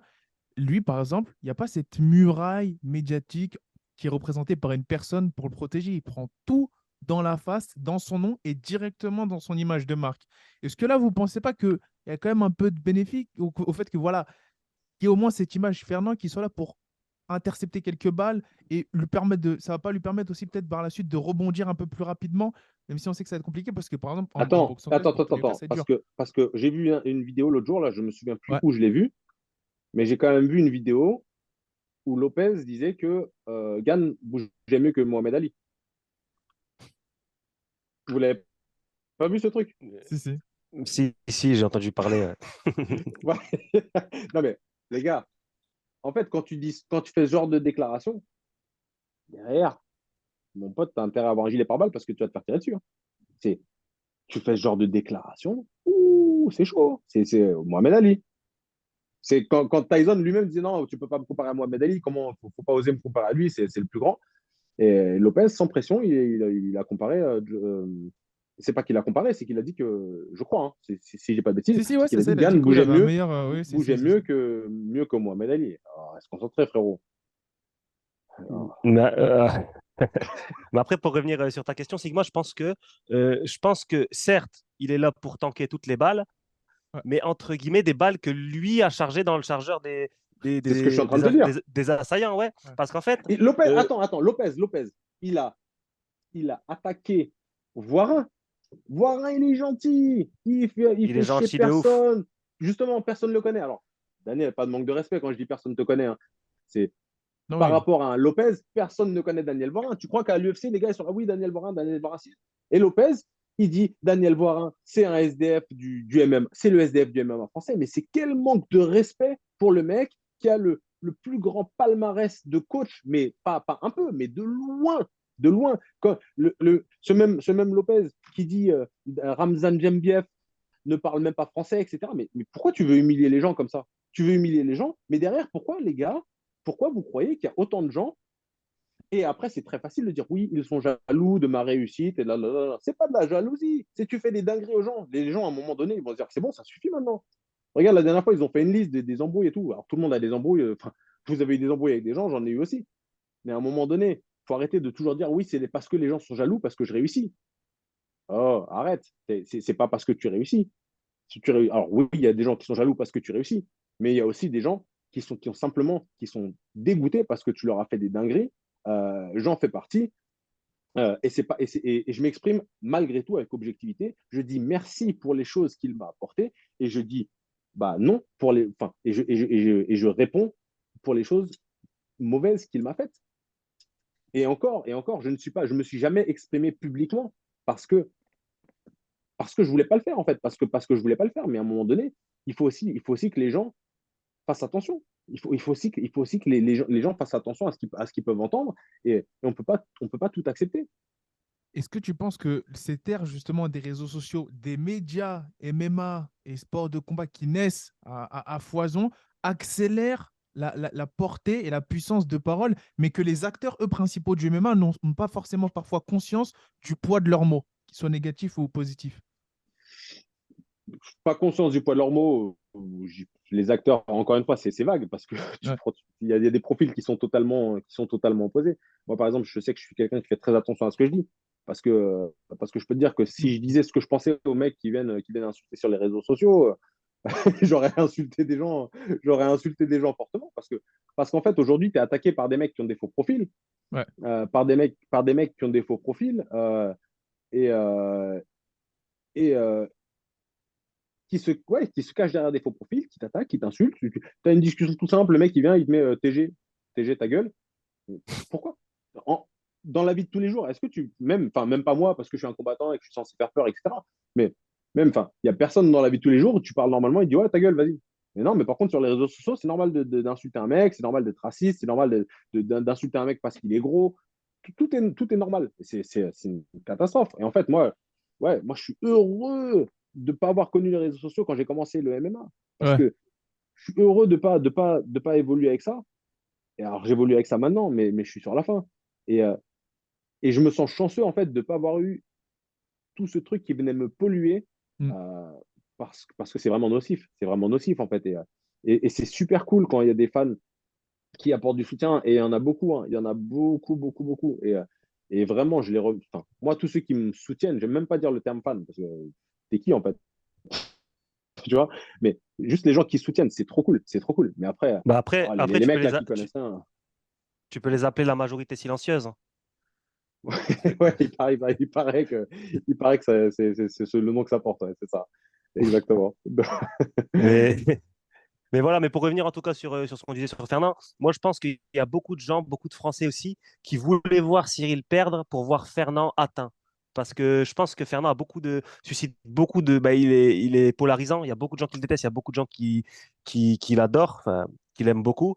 Et je pense qu'il y a beaucoup de gens aussi qui voulaient voir Fernand encore une fois en échec, de par toutes ses sorties. Et notamment en parlant de sorties, j'aimerais parler avec toi de la sortie qu'il a fait bah, sur ton coach Thomas Loubersan et sur toi aussi. Est-ce que tu peux nous dire un petit peu comment tu l'as ressenti, en sachant que de base, vous n'êtes même pas dans la conversation et vous avez pris une balle perdue comme ça Oui, voilà. Donc, avant qu'il réponde, je tiens à préciser que c'était une réponse, c'était un de mes reporters qui était sur place qui a posé la question tout simplement, est-ce qu'une aide extérieure serait bienvenue, notamment de la part d'un coach tel que Thomas Loubersan? Voilà, c'était ça pour recontextualiser. Ouais, j'ai vu ce truc. J'ai dit, qu'est-ce qu'il y a encore? C'est bon, vas-y, laisse-moi tranquille. En plus, je suis ton athlète. Je suis l'athlète d'Arès. Donc, à part dire des trucs bien sur moi ou des trucs mauvais, si vraiment j'ai fait de la merde publiquement, et auquel cas tu dois, même en tant que président, prendre une position et le dire, laisse-moi tranquille. Laisse-moi tranquille. Je ne sais pas. Maintenant, en ce qui concerne Thomas, il semblerait qu'il a un gros problème avec Thomas aussi. Thomas était un entraîneur du Factory. C'est là que j'ai rencontré Thomas et c'est pour ça que je l'ai recontacté quelques années plus tard.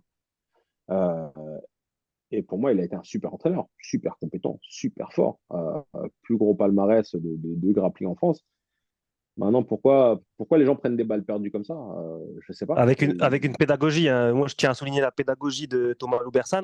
On le voit à travers ses réels Ouais. sur Instagram. Je vous invite à aller le voir. Je prends un plaisir à regarder Ouais. tout, à boire ses paroles.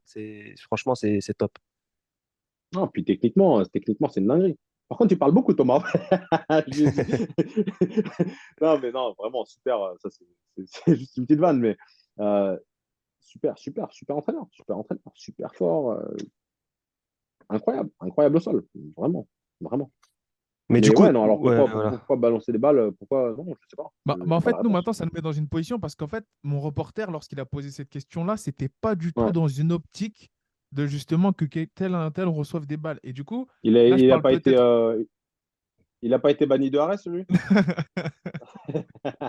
Non, pour l'instant, Il ça a été va. subtil. Il a été subtil. Pour l'instant, ça va. Ça va, Mais ça va. en fait, Tu mettras je plus de savais même pas parce que subtilité je la l'ai prochaine laissé fois, faire la Ismaël. question. Ouais. Voilà, je le nomme, c'est Pierre. Très bon reporter. Je savais pas que ça allait avoir de telles répercussions. Et du coup, nous, ça nous met dans une position où il faut qu'on fasse maintenant attention aux personnes qu'on cite.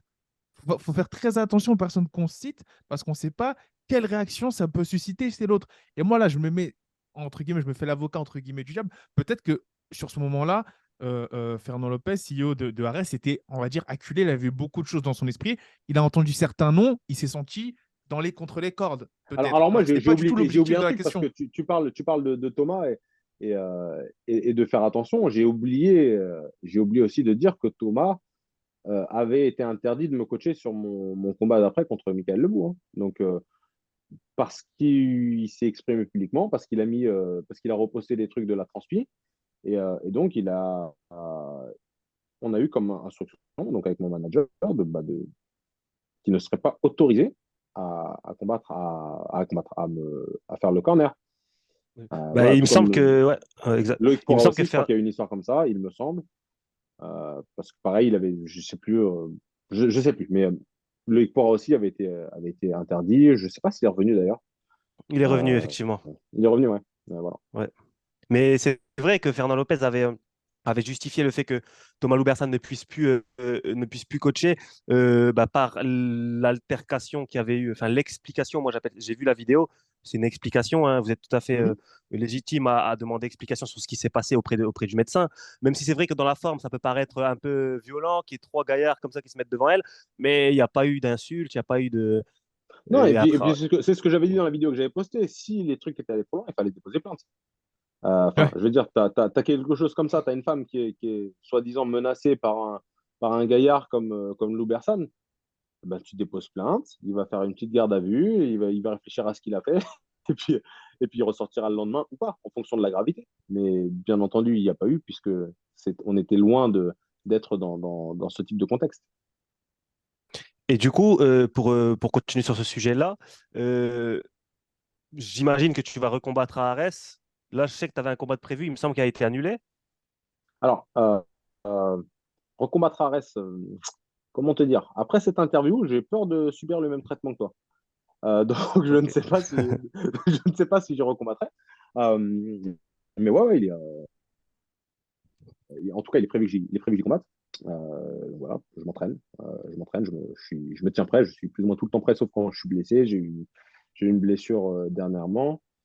Euh, donc je me suis remis depuis, et puis on verra bien ce qui se passera, on verra bien ce qui se passera pour la suite.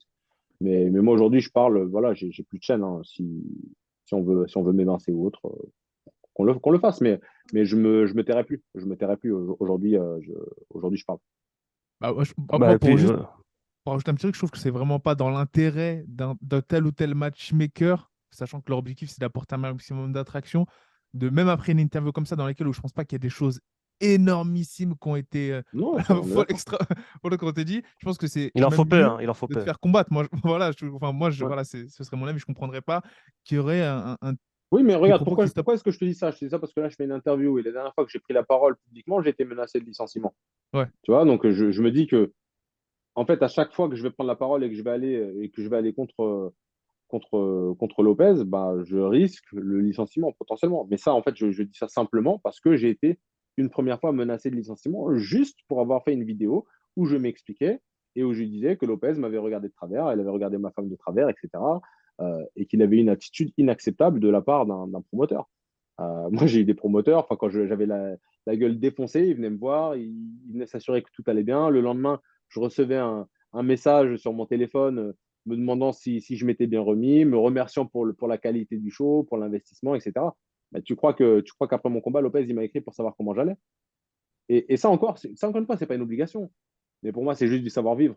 Tu as un athlète qui combat pour toi, qui te vend un événement. Enfin, moi, je suis désolé. Quand je fais une vidéo, un trailer, il y a quelque chose, il y a de l'intention, ça vend, ça fait vendre. Les gens, ils se déplacent soit pour me voir me faire ouvrir la tête, ou soit pour me voir mettre une grosse victoire. Mais les gens se déplacent, ça suscite la passion des gens, la façon dont on a vendu le combat. Et en fait, quand tu as un athlète qui fait ça pour toi et que derrière, tu ne reçois même pas un message, même pas un merci les gars pour le show, est-ce que ça va? Est-ce que tu as pris un TKO? Ça va, la santé? T'es bien rentré? J'en sais rien. Enfin, ça, c'est encore une fois, si j'étais organisateur, c'est ce que je ferais. C'est ce que je fais avec. Enfin, quand mes élèves sont blessés après un combat ou un truc, je prends de leurs nouvelles. Un manager, c'est un peu pareil. Un promoteur, pour moi, ça doit être la même chose. Quand je combattais au Bellator, eh ben, c'était ce qui se passait aussi. Björn Rebney à l'époque, le boss, bah, si j'avais après mon combat contre Askren, je crois que les mecs ils m'ont laissé comme ça. Non, Karl, comment ça va, etc. Merci pour le show, vous avez fait une guerre, bravo. Voilà. Et c'est comme ça que ça doit être. Ça, c'est juste du respect de l'être humain en fait. Tout le monde n'a pas cette notion. Mais, mais pour moi, je pense que c'est une simple question de respect. C'est comme prendre un mec comme un parallèle, mais prendre un mec comme Reda Beptouche, qui est un mec incroyable au sol, et puis dire à la fin, ah bah non, tu vas pas dans le coin, tu vois, et puis mettre un prof de Krav Maga à la place, tu vois. Bah Moi ouais, aussi, moi aussi, ça, on peut, moi ouais, aussi, ça, on peut en parler. moi aussi, je sais placer les petites balles perdues aussi. Il n'y a pas de raison qu'il y ait que les autres qui le Non, fassent. mais même pas une balle perdue, mais on peut en parler parce que pour ceux qui ne savent pas, on sait que Reda Meptouche, qui est un virtuose du sol, qui était là pour aider Cyril Gane à travailler un petit peu son jeu au sol, a été amené avec lui à Las Vegas pour... Je t'ai filé une vraie transition quand même, là. J'étais pas mal. Ouais, exact. Je t'ai fait une vraie passe décisive. Elle est top. Mais du coup, pour tous ceux qui ne comprennent pas, donc Reda Meptouche, comme je viens de le décrire, il a été amené avec Cyril Gane à Las Vegas pour travailler son jeu au sol. Et donc, sur ce que j'ai entendu dire, à la dernière minute, Fernand Lopez lui aurait dit non, toi, tu viens pas dans le coin, en fait, va en tribune. Et à la place, il aurait fait rentrer Benjamin Sarfati, qui est son cofondateur d'Ares, qui est son président du MMA Factory et qui est aussi accessoirement prof de Krav Maga. Donc, est-ce que c'était vraiment légitime de mettre Benjamin Sarfati à la place d'un virtuose comme Reda Beptouche, qui aurait pu lui apporter les clés pour faire face à John Jones? Ça, c'est des questions qu'on peut se poser aussi. Est-ce qu'il n'y avait pas d'autres enjeux qui rentraient en compte? Je sais pas la réponse. Je sais pas. Je ne sais pas. Je ne sais pas. Mais voilà, Ne me regarde pas. mais voilà, c'était important de l'évoquer aussi pour qu'on puisse tout couvrir. Et puis, dernière question que moi j'ai à te poser, c'est que tu nous as dit que tu sais pas si tu combattras à Arès. J'ose espérer que si, quand même, parce que c'est un plaisir de te voir combattre. Si jamais tu recombats à Arès, est-ce que Thomas Loubersan est autorisé à venir dans ton coin? Alors, pour Thomas Loubersan, c'est pas à moi qu'il faudra poser la question. Hein. C'est pas à moi qu'il faudra poser la question. En tout cas, moi, aux dernières nouvelles, il était banni de Arès pour avoir menacé, donc avec des très très grands guillemets, hein, pour avoir menacé le médecin. D'ailleurs, le médecin, je me suis expliqué avec elle. Je suis allé la voir. Je lui ai même présenté des excuses, non pas pour l'attitude qu'on avait pu avoir, mais pour l'ampleur que ça a pris. Puis on a eu une vraie discussion.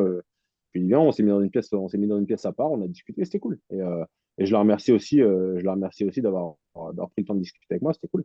Et puis là, on s'est revu le week-end dernier, c'est cool, on s'est serré la main, tout ça, c'est très bien. C'est important que ce soit comme ça. Il faut faire attention avec les choses qui sont rapportées, comment elles sont rapportées. Voilà, il y a toujours deux façons de raconter une histoire. Hein. Il y a toujours deux façons de raconter une histoire. Je pense que je l'ai démontré, je l'ai démontré aujourd'hui. Euh, il faut faire attention. Il ne faut pas non plus tout croire. Il faut faire attention. Il faut faire attention. Mais voilà, en ce qui concerne Thomas, est-ce qu'il sera présent? Je ne sais pas. Ça dépendra aussi du type d'adversaire qu'on aura en face. Hein. Pour mon dernier adversaire, c'était pas nécessaire, je pense, au vu de la stratégie employée. Et puis on verra. Mais là, pour l'instant, je me concentre, je continue de m'entraîner et de me tenir prêt à chaque instant. Excellent. Donc voilà, hein, pour tout le monde, on le rappelle. Karl Amoussou, on rappelle sa carrière. Et puis, pour tous ceux qui le critiquent, ces deux dernières défaites, c'était face à Abdoul, qui est double champion, et face à Michael Lebou, qui est en train de se positionner, enfin, qui a un combat pour la ceinture, là, c'est le 7 ou le 9 avril, il me semble. Donc, Mhm. c'est pas n'importe quelle défaite. Et puis, bah, c'est honorable. Est-ce Non, que. et puis bon, Ouais. sur le truc, faut aussi dire qu'il y a eu une défaite qui a été lourde, et puis l'autre défaite, c'était pas une humiliation, hein. Enfin, c'était un combat qui était serré. Michael a gagné. Je crois qu'il y a eu 2 rounds, j'en gagne un, je crois. Bien sûr. Euh, C'était un bon combat. C'était un bon fight. Donc, je me suis pas fait fouetter, hein. Donc, à un moment donné, il faut aussi remettre les choses dans leur Ouais. contexte. Je dois être le welterweight en France qui a le plus de ratio de finish. J'ai 24 finish, j'en ai 20 au premier round sur 28 victoires. Donc, trouver un ratio comme ça chez les welterweight en France, bonne chance. Ouais. Même pour les nouveaux welterweight qui sont très, très, très compétents, on n'a toujours pas vu ce genre de phénomène, on va dire, en termes de finish. Hein. Qui sont très prometteurs, on n'a toujours pas vu ça. C'est pour le rappeler. Bah, c'est clair. Et puis après, on peut aussi parler du fait que Karla Moussou était classé 24e en welter, là où les gens peuvent faire l'argument de dire oui, mais il y a des Français qui sont classés plus haut, mais c'est dans des catégories comme les poids lourds où il y a beaucoup moins de monde. On sait que les D'ailleurs, welter. d'ailleurs, j'ai entendu encore une fois Lopez s'exprimer là-dessus. Euh, je sais plus sur quoi c'était, enfin peu importe. Et il disait oui, c'est facile, enfin, parce qu'il était critiqué, parce que les gens disaient que c'était facile de monter Cyril Gann au plus haut niveau parce qu'il est un poids lourd. Alors, je pense qu'il faut aussi à un moment donné arrêter les conneries. C'est pas facile de monter un gars au plus haut niveau, qu'il soit poids lourd ou qu'il soit poids extrêmement léger.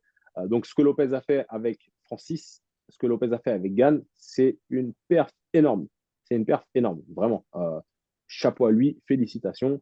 C'est pas le hasard. T'as pas 2 mecs comme ça dans une salle et c'est pas que 2. T'en as Sourdine, t'en as plein, t'as Taylor, enfin, t'as plein de mecs qu'il a amené très, très haut. Donc, ça, encore une fois, ça démontre d'une excellente qualité de coaching. Maintenant, il faut aussi dire un truc, il est beaucoup plus simple, il est beaucoup plus facile d'accéder au haut niveau, au très haut niveau, en étant un poids lourd qu'en étant un welterweight ou un lightweight. Pourquoi?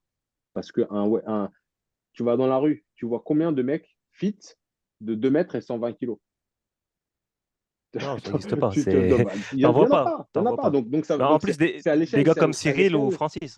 non, mais voilà, c'est à l'échelle de la population. Ouais. Donc ça veut dire que le top, donc ça veut dire que les niveaux, ils sont proportionnels à ce qu'on peut voir dans la rue. Donc des welterweight, tout le monde est un welterweight. Tout Ouais. le monde pèse dans la vie de tous les jours entre 70 et 85 kilos. Quand je dis tout le monde, encore une fois, hein, c'est la majorité des gens pèsent ce poids-là, des hommes. Donc forcément, ça veut dire que ces catés-là, bah, tu as tout le monde. Donc le mec qui sont en haut de ces catés-là, c'est des machines. Le top 300 mondial en welterweight, tu sais que ça va être un combat dur.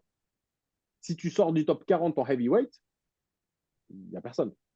Il n'y a Moi, je personne. dirais même plus que ça. Hein. Tu sors du top 20, c'est compliqué. Et on le voit à l'UFC, C'est pas hein, tu mets pareil. même en dehors du top 10, tu mets des gars, c'est pas technique, c'est une Non, bien purge à sûr. regarder. Et même niveau physique, ça se voit.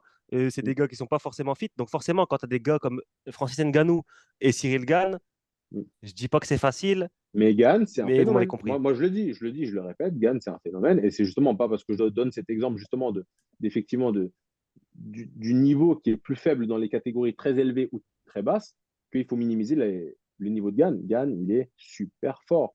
Mm. Et si seulement il bossait sa lutte, en tout cas s'il a bossé différemment et son sol, parce que clairement ça a pêché, et après le dernier combat, ça aurait dû être une révolution. Maintenant, encore une fois, les fans qui sont là, oui, tu devrais aller au Daghestan, mais vous connaissez quoi de la vie de Cyril en fait? Je ne suis pas l'avocat de Cyril, hein, mais vous connaissez quoi, les gars, de la vie de Cyril? Ouais. Est-ce que, est-ce que vous savez si mentalement il va y arriver? Je ne sais pas s'il a des enfants, Cyril, je crois que oui. Ouais, je crois qu'il y en a Oui, il me Si semble.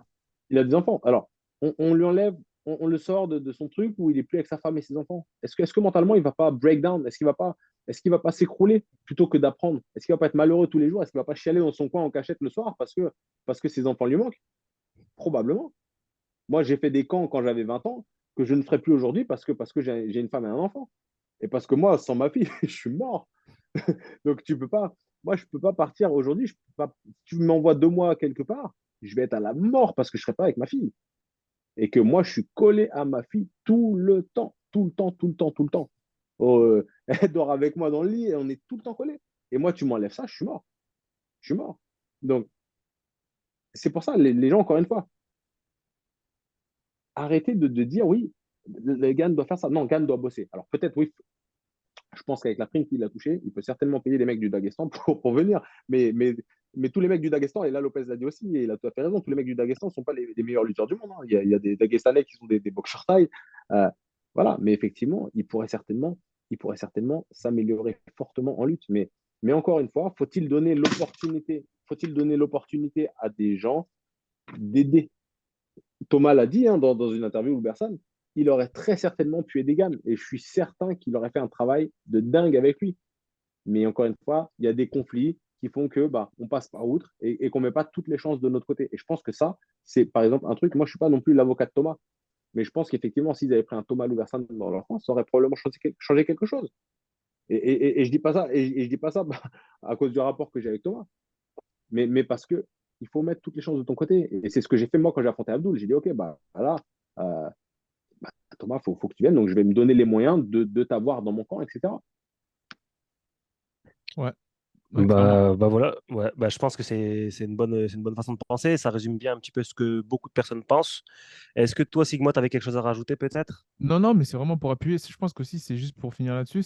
Et le fait qu'il y ait cette possibilité, s'il n'y avait pas, entre guillemets, certains égaux, je pense qu'il y aurait, on va dire, vraiment une domination, moins, dans un monde parfait, utopique, du MMA français, même actuel. Hein. Je pense que le MMA français actuel, si on était un peu plus unis, je pense sincèrement qu'il y aurait la possibilité de dominer très brutalement, à l'heure actuelle où je parle, les plus hautes sphères de l'UFC. Et c'est de là peut-être que vient cette frustration et ce retour de flamme qu'est en train de se manger injustement un Cyril Gane. Je pense que c'est juste, ça vient Alors potentiellement de là. attention quand tu parles d'unité, parce que être uni, c'est bien sur le papier, Ouais, mais tu es dans un sport de combat. Hein. ouais, C'est un truc de bonhomme et c'est un truc de mal alpha. Et quand tu es là-dedans, tu veux juste dominer l'autre, en fait. ouais, si, je Donc, comprends. et là, je parle vraiment du combattant. Donc, les trucs de ouais, faire copain-copain, toutes les teams ensemble pour être le meilleur français, t'en as rien à foutre de monter tous les Français au niveau. Tu veux être toi le numéro un, c'est tout. C'est Mais vrai que c'est vrai, c'est vrai, c'est vrai. faut dire les choses telles qu'elles sont. Il faut dire les choses telles qu'elles sont. Faut pas être hypocrite. Euh, si il n'y a que toi qui est le champion et que derrière, il n'y a personne qui perce, t'en as rien à foutre, c'est toi. Donc, Ouais. voilà, les trucs d'unité, c'est bien dans ton équipe. Et je suis, oui, bien sûr, dans une version un peu utopique, ça serait génial que toutes les teams soient potes, mais tu sais aussi que le gars d'une team opposée, tu vas l'affronter demain, etc., Mm. etc. Donc, ça ne peut pas se passer comme ça. Moi, y a qu'à regarder ma rivalité avec, avec Mika Lebou, avec lequel je m'entends très bien maintenant. On peut pas. On avait un truc à régler, et on l'a réglé. Et j'ai kiffé. Et j'ai kiffé. C'était vraiment, moi j'ai vraiment kiffé ce qui s'est passé. On l'a réglé, maintenant, c'est super cool. Mais c'est un truc de mal alpha. Euh, voilà. Il n'y a pas, il y a rien d'autre à dire en fait. Il y a rien d'autre à dire. Non, ouais, L'unité non, mais comme ouais, ça, ouais, ça ça marchera pas. Ouais. résume Ça bien. marchera pas. Ouais, ça résume bien, ouais, je comprends. Mais après aussi, on peut dire peut-être que ça peut, malgré le fait qu'il y a des individualités, des gros égos qui peuvent prendre le dessus, ça peut aussi créer éventuellement des cercles vertueux. Et malgré le fait que Oui. chacun veut tirer son épingle, eh ben, il peut quand même apporter au voisin. Mais bon, je pense qu'on a quand même fait le tour. Ouais. Merci, Karl, de t'être rendu disponible pour cette interview qui Un a grand plaisir. duré Merci à vous. 1 heure et demie, 2 heures. C'était un réel plaisir. J'ai pas vu le Non. temps passer. Ah ouais, ouais, ouais, moi non plus. Ouais. Ah oui, je viens de voir l'heure. Tu Ouais, vois? ok.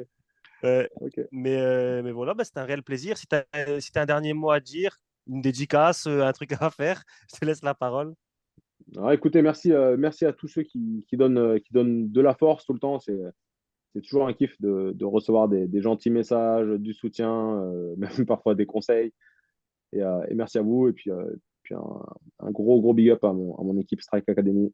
Et félicitations à vous, les gars, parce que à vous, Pugila, toi, The Goat, en tant que média, parce que vous osez prendre la parole. Et il y a peu de gens qui le font aujourd'hui. Et vous méritez le respect pour ça. En tout cas, vous avez le mien. Merci. Merci beaucoup. Sigma, un dernier Merci. mot peut-être? Non, je pense que c'est important justement de donner la parole à tout le monde et je finirai sur les propos de Karl, tout simplement. Bah, les gars, n'hésitez pas à vous abonner, que ce soit à mon Instagram, mais aussi à celui de Carla Moussou et The Goat. De toute façon, je vais tout mettre à l'écran. Normalement, depuis le début du podcast, vous avez tout l'Instagram qui s'affiche. C'est très important d'aller soutenir, que ce soit les médias, mais encore plus les combattants, puisque ce sont eux les acteurs principaux. Ouais. Et puis, bah, moi, je vous dis à la prochaine pour plus de contenu. Merci encore une fois à Karl et à la Merci, les prochaine. gars. À bientôt. Salut. Ciao.